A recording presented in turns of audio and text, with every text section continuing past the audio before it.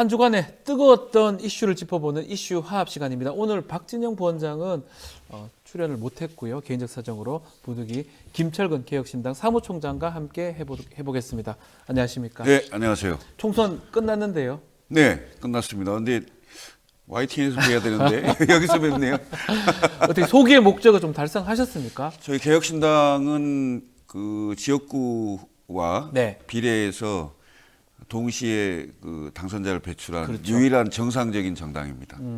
대한민국의 총선에 참여한 모든 정당들이 유일한 정상적인 정당 맞네요. 그렇습니다. 예, 예. 위성 정당도 있고 이러니까. 그렇죠. 괴뢰정당, 예. 위성정당, 그다음에 비례정당이고 지역구만 또 배출한 네. 정당들만 있는데 실제 저희는 지역구와 비례를 네. 동시에 배출한 그리고 국민들께서 개혁의 불씨, 개혁의 씨앗을 살려서 원내에 진입시켜 주셔서 네. 정말 감사하게 생각하고 있습니다. 많은 활동 또 예. 기대하고 지켜보도록 하겠습니다. 네.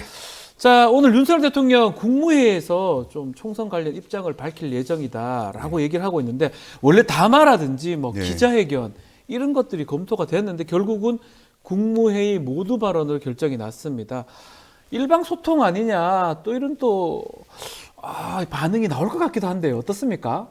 우선요, 그 민심을 무겁게 받아들이고 네. 이게 여론조사가 아니잖아요. 네. 실제로 확인된 투표입니다. 투표입니다. 예, 그래서 심판을 정확히 받은 거죠. 그랬으면 즉각적이고 빠르게 그다음에 실제 국민들이 이 정도 수준에서 할 것이라는 걸 뛰어넘어서 뭔가 조치를 취해야 네. 국민들에게 감동이 오고 대통령이 뭔가 변화가 있을 것 같구나 이런 느낌을 받을 수 있는데 보통 대통령이 취할 수 있는 가장 일반적인 그 일방통행식 소통을 택했다는 것 자체가 총선의 민의를 우선 제대로 받아들이지 않는 거 아니냐. 별로 느낌이 없네요. 이런 느낌도. 시간도 조금 늦춰졌어요. 바로 하지 않고. 그럼 그렇죠. 뭔가 형식을 이제 살펴봤다는 건데 결국 국무회의 모두 발언을 항상 하던 거잖아요. 그렇습니다. 제가 보기에는 전혀 감동이 없고요. 내용을 어떤 내용을 담을지는 잘 모르겠습니다만은 우선 총리와 비서실장이 사의 표명을 했죠. 네. 이 사의 표명도요.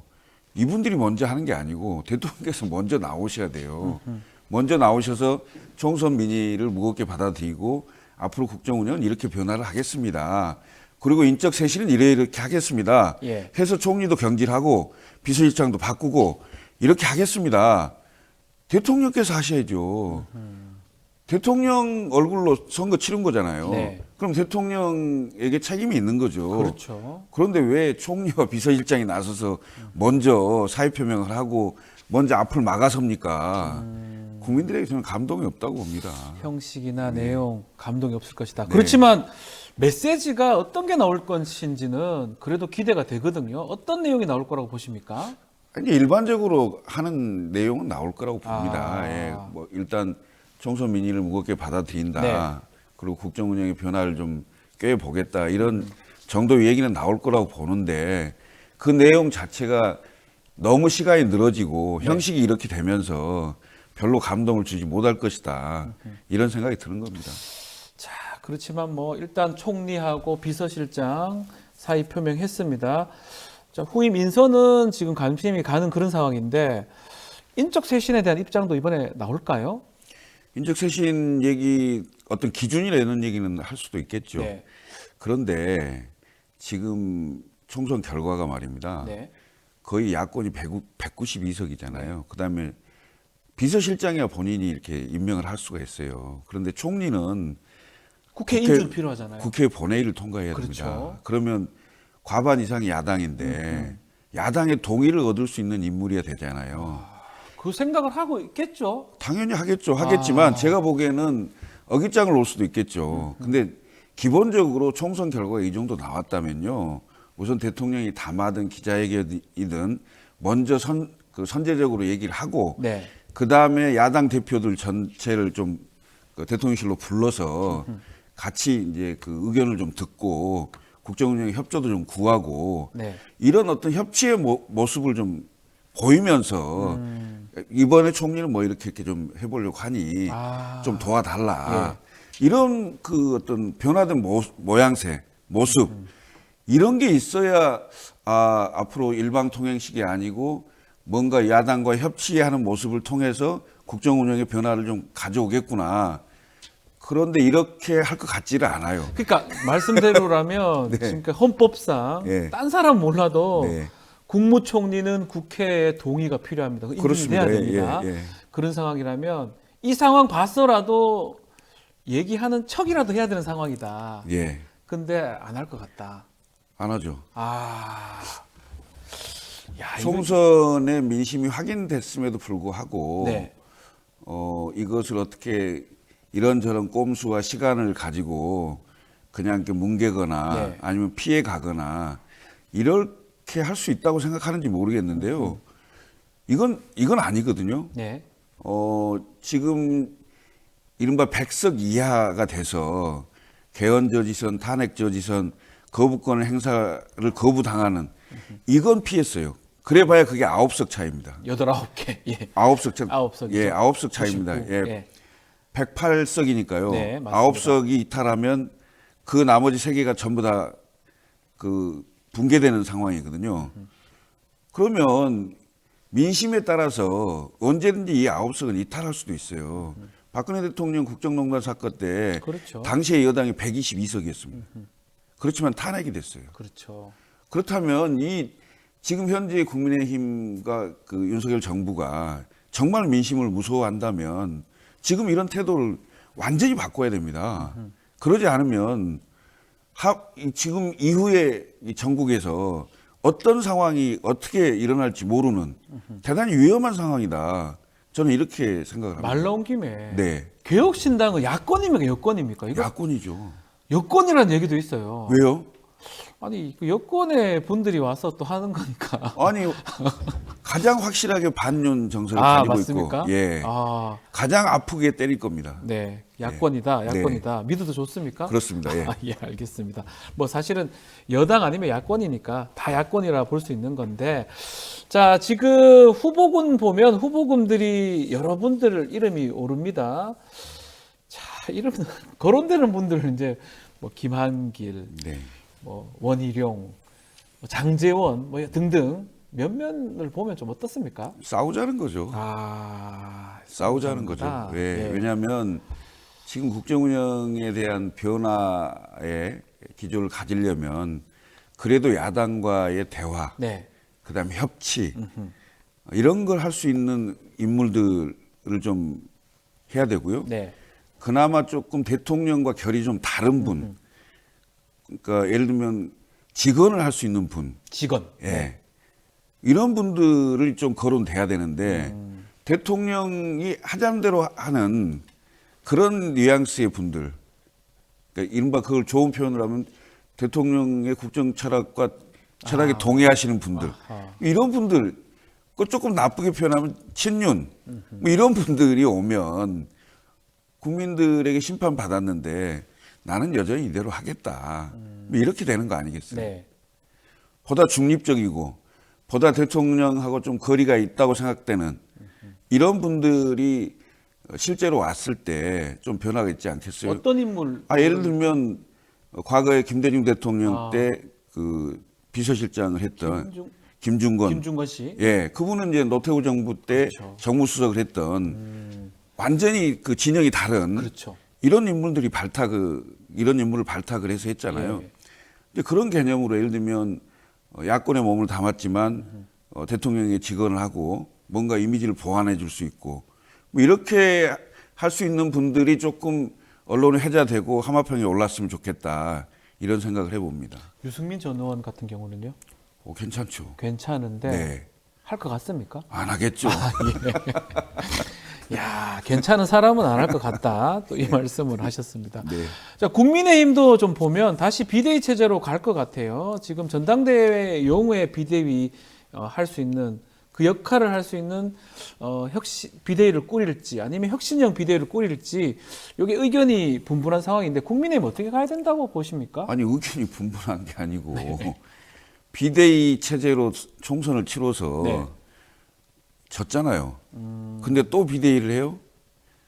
당연히 정상적인 정당이면 전당대회를 해야죠. 전당대 해야 된다 이번에. 전당대회를 해서 전당대회의 총의를 모아서 네. 새로운 리더십을 만들고 그 새로운 리더십이 집권 여당의 역할을 정확히 해야 되죠. 집권 여당의 역할이라는 게 결국은 대통령과 함께하기도 하지만 대통령을 견제하기도 해서 네. 대통령이 올바르게 국정 운영을 할 수 있도록 견인해내는 작업도 집권당이 해야 될 일입니다. 그런데 지금 비대위 체제로 하겠다는 것 자체는 한동훈 비대위 체제로 총선을 치렀고 다시 당을 장악하겠다는 윤 대통령의 의중이 반영된, 여전히 정신 못 차리고 있다. 여전히 국민의힘 집권당마저도 대통령의 영향으로부터 전혀 벗어나지 못하는 이런 행태는 말이 안 되는 거죠. 지금이라도 빨리 전당대회에서 당대표 다시 뽑아야 된다. 당연히요. 그러니까 국민의힘이 계속, 이게 정상적인 생각이죠. 계속 비대위가 너무 많았던 것 같아요. 아니 그것은 정상적으로 그 당원들의 총의를 모아서 전당대회를 하게 되면 네. 이른바 용산 윤심이 원하는 당대표가 안 될 가능성이 있죠. 왜? 지금은 대단히 그 선거에 참패를 했기 때문에 네. 용산의 뜻에 따라서 용산이 지지하는 당대표가 안 될 가능성이 있겠죠. 그래서 그래서 관리형 비대위 한 다음에 당연히요. 뭔가 여론을 또 의견을 모은 다음에 용산이 원하는 쪽으로 가려고 하는 거고 그것은 바람직하지 않다라는 게 아니, 그렇게 하면 총장님 의견이시네요. 그렇게 하는 것은 총선 민의에 정면으로 도전하는 거고 총선 민의에 반하는 거죠. 그러면 당대표 군으로 거론되는 분들이 있는데 뭐 나경원, 안철수, 네. 김재섭 어때요? 김재섭. 파격이죠. 김재섭 잘 아시잖아요. 잘 알죠. 김재섭 30대 당대표론 얘기를 하고 있는데 가능성 있는 겁니까? 가능성이 없죠. 아, 또 없어요? 왜냐하면 그 30대의 당대표 왜 이준석 대표도 했잖아요. 30대 했던 때. 사람이 이준석이잖아요. 예. 이준석 당대표 쫓아냈잖아요. 쫓아내고 김재섭을 세울까요? 또 다른 이준석 효과가 나오면 어찌 될까요? 그 김재섭도 쫓겨나는 거 아니에요? 김재섭 그래도 이렇게 배지가 있잖아요. 예? 국회의원이잖아요. 이준석 대표는 좀 안타까웠던 게 당시 지금은 이제 국회의원 됐는데 당시 원내 활동을 할 수 없었던 상황이니까 좀 차이가 있다고 보이기도 하고요. 뭐 배지가 있냐 없냐는 중요치 않습니다. 아, 중요하지 않습니까? 네. 아니, 본인은 되게 중요하게 생각을 하는 것 같아서 어쨌든 김재섭이 당대표가 된다면 매우 괜찮은데 그럴 가능성은 높지는 않다 이렇게 보시는 거군요. 왜냐하면 지금도 총선을 왜 졌는지 모를 겁니다. 네. 왜냐하면 지금 영남의 그 국민의힘 주류들은 과거의 전통적인 방식으로 네. 지역과 진영 대결 구도로 하면 보수가 질 수가 없는데 이상하게 졌다 이렇게 생각할 거예요. 근데 실제로 마지막에 그 한 2, 3일 남겨놓고 네. 엄청난 보수 결집이 있었거든요. 맞습니다. 예, 네. 그랬기 때문에 100석을 넘긴 건데요. 사실은 2, 3일 그 보수 결집이 없었다면 최초로 100석 이하의 집권당이 될 뻔했어요. 예. 그런 위기의식이 그래도 발동했기 때문에 가능했을 것이다 라고 하는데 그럼 결국은 나경원이나 안철수 이런 그런 분들이 당대표가 되거나 끌어갈 가능성이 있다고 이렇게 보시는 겁니까? 아니 지금이라도 목소리를 내서 네. 정상적인 전당대회를 하자라고 해서 전당대회를 해야죠. 왜 용산이 내가 보는 용산의 의중이 비대위일 것 같은데 네. 그 비대위 하자는다고 가만히 있으면서 그 끌려다니는 그런 정치하면 안 되는 거죠, 사실은. 지금이라도 목소리 좀 내라. 아, 당연하죠. 그렇지 않으면 국정 운영에 변화가 없어요.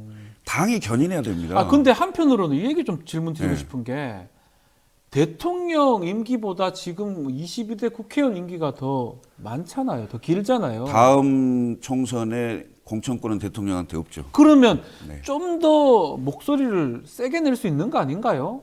이제는 목소리를 내기 시작하겠죠. 아하. 예, 아직은 뭐 때가 아니라고 생각해서 일단 총선 끝난 지 얼마 안 됐기 때문에 네. 하고 조금 상황을 볼지도 모르겠습니다만은 그렇다 하더라도 총선이 직후이기 때문에 국민의힘이 뭔가 좀 정신을 차렸다라는 걸 보여주려면 당내에서 다양한 의견을 제시하고 네. 총의를 모아서 정상적인 당 운영을 하는 게 좋다. 아하. 정상적으로 예. 당 대표를 뽑고 당연히 전당대회에서 전당대회에서 당대표 뽑아야죠. 용산하고 조금 분리하고 네. 이런 게 필요하다 이렇게 짚어주셨습니다. 민주당 얘기도 좀 해보겠습니다. 최상병 특검법 내달 2일 날 국회 본회의에 올리는데 최상병 특검과 관련해서 상당히 좀 드라이브를 걸고 있거든요, 민주당. 이 부분 어떻게 보십니까? 당연히 해야죠. 할 일이다. 예. 이건 22대 국회로 넘길 일이 아니고요. 21대 국회 마지막으로 꼭 처리해줘야 될 그런 시급한 사안이다. 네. 이렇게 생각합니다. 이건 뭐 민주당이 미뤄서는 안 될 일이다 이렇게 생각합니다. 그리고 지금 이게 총선 민의가 확인된 상황이기 때문에 네. 국민의힘 내부에서도 상당히 거부하기 힘들 거고요. 만약 국회 본회의를 통과했는데 대통령이 거부권을 행사하는 상황이 생기잖아요. 네. 그러면 이게 상당히 그 전국 운영에 대단히 큰 폭발력을 가질 수 있는 그런 사안이 될 수가 있어요. 그래서 지금 민주당이 좀 밀어붙이는 것 같아요. 21대 마지막 어떤 안건으로 이거 밀어붙여서 만약에 대통령이 거부권 행사하게 된다면 오히려 전국이 소용돌이 칠 수도 있으니까. 맞습니다. 22대를 바로 또 넘어가잖아요. 네. 바로 올릴 수도 있는 거잖아요. 그래 되면. 근데 이게 거부권 행사에서 그 국회로 돌아오면 결국은 시간상 조금 폐기가 되거든요. 그렇죠. 시간상 예. 폐기가 될 수밖에 예, 없잖아요. 예, 예. 예. 뭐 그런 거긴 하지만은 제가 보기에는 총선 민의가 확인된 만큼 이 상황에서 최상병 특검을 민주당은 처리를 할 겁니다. 지금 21대 국민의힘 의원들하고 예. 22대 새로 당선된 의원들하고 약간의 차이는 있으니까 또 네. 같이 하는 사람도 있지만 네. 뭐 현역들이 많이 됐으니까 네, 네.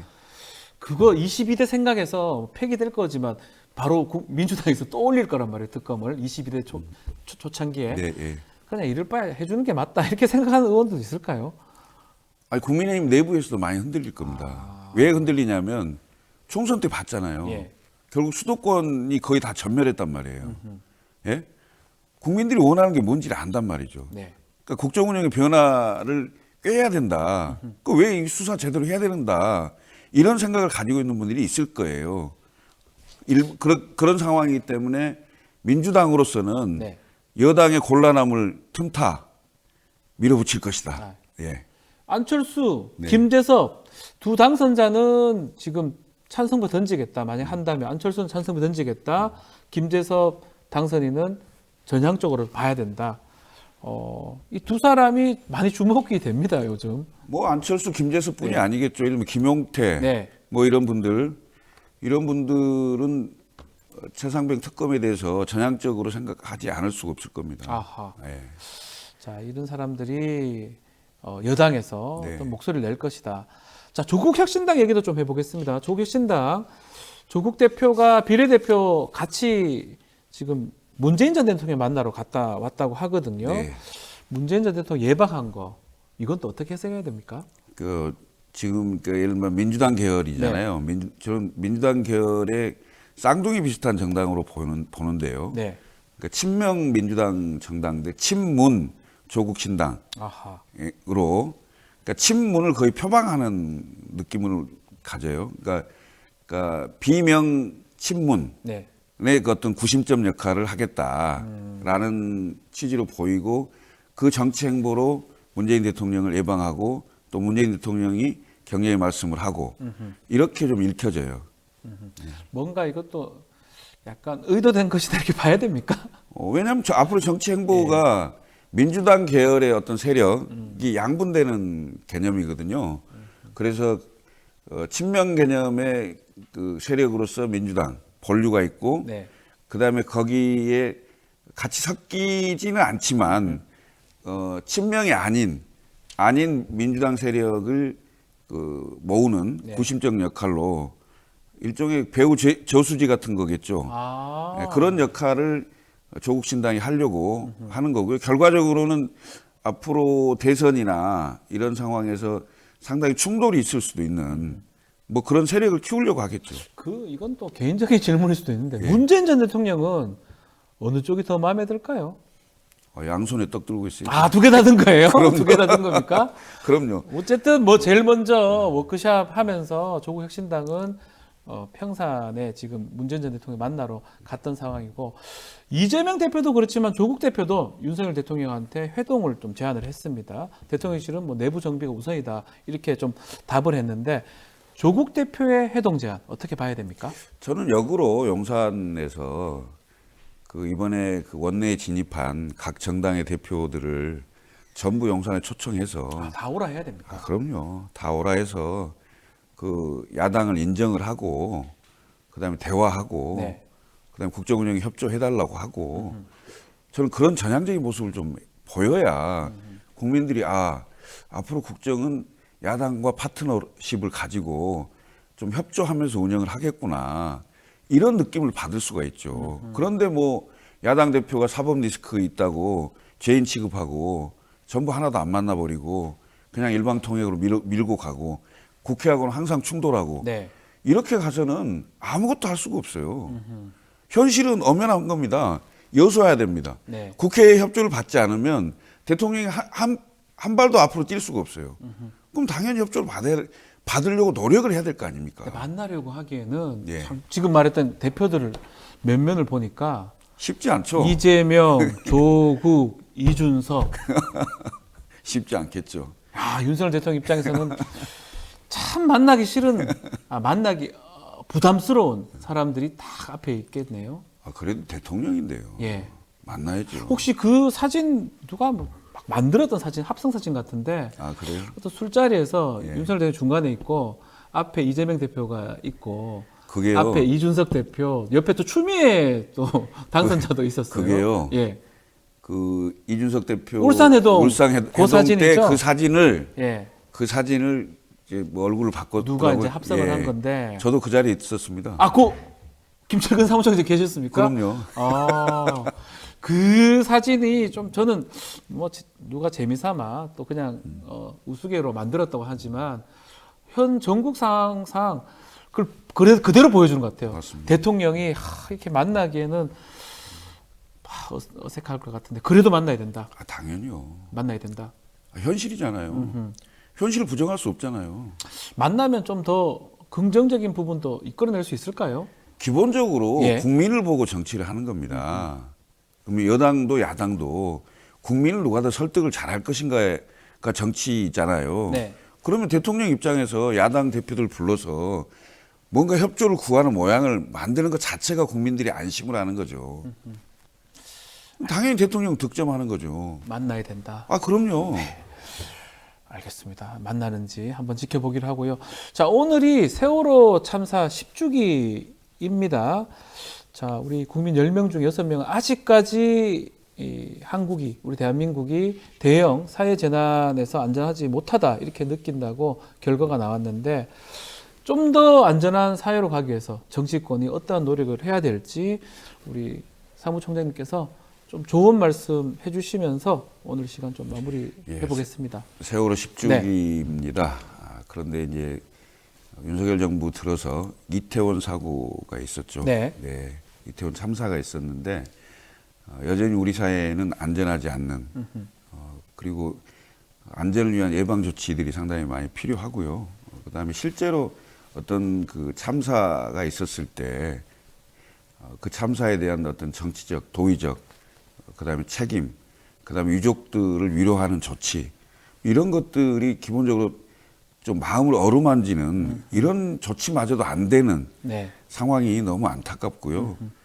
사고가 절대 나지 않도록 제반 법률 이런 것들을 좀 개정할 게 있으면 개정하고 또 강화할 게 있으면 더 강화하고 이렇게 해야 되고요. 일선에 저는 그 경찰관과 네. 소방관 이런 분들에 대한 그 명예와 처우 이것도 굉장히 중요하다 이렇게 생각하고 있습니다. 소방관 얘기를 해서 그런데 경찰과 소방관이 더 대우받는 그런 사회가 돼야 되겠죠. 당연히요. 제복이 대우받아야죠. 예. 그래야지 더 안전한 사회를 우리가 꿈꾸고 있다 이렇게 보이지 않을까 생각도 됩니다. 자, 오늘 말씀 여기까지 듣도록 하겠습니다. 김철근 개혁신당 사무총장과 함께했습니다. 오늘 말씀 감사합니다. 예, 감사합니다.